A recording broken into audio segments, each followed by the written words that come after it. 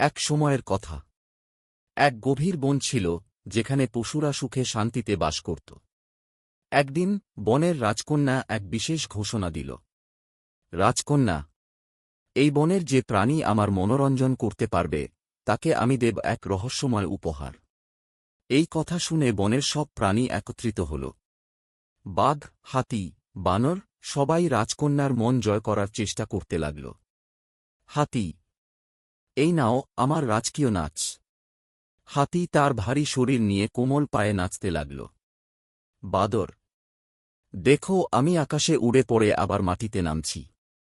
বানর তার কসরত দেখাল। বাঘ গর্জন করল, কিন্তু রাজকন্যার মন কিছুতেই ভরল না। রাজকন্যা, তোমরা ভালো করছ, কিন্তু আমি যা খুঁজছি তা এখনো পাইনি। ঠিক তখনই গাছের আড়াল থেকে বেরিয়ে এলো এক লাল শিয়াল। শিয়াল, হুমম, রাজকন্যার উপহার। তাহলে একটু বুদ্ধি খাটাতে হবে। শিয়াল ভাবল, শুধু খেলা দেখালে হবে না, কিছু নাটক করতে হবে। সে শুরু করল এক অভিনয়।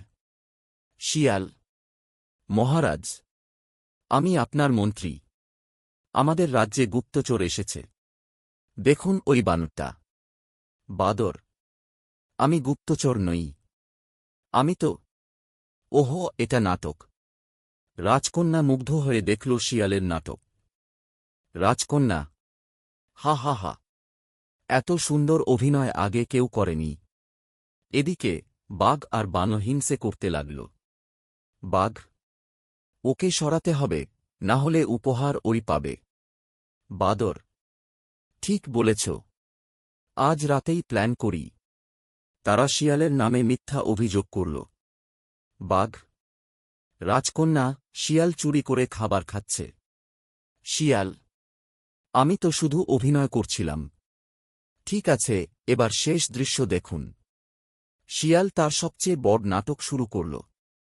সবাই মন্ত্রমুগ্ধ হয়ে গেল। রাজকন্যা, তুমি সত্যিই চালাক।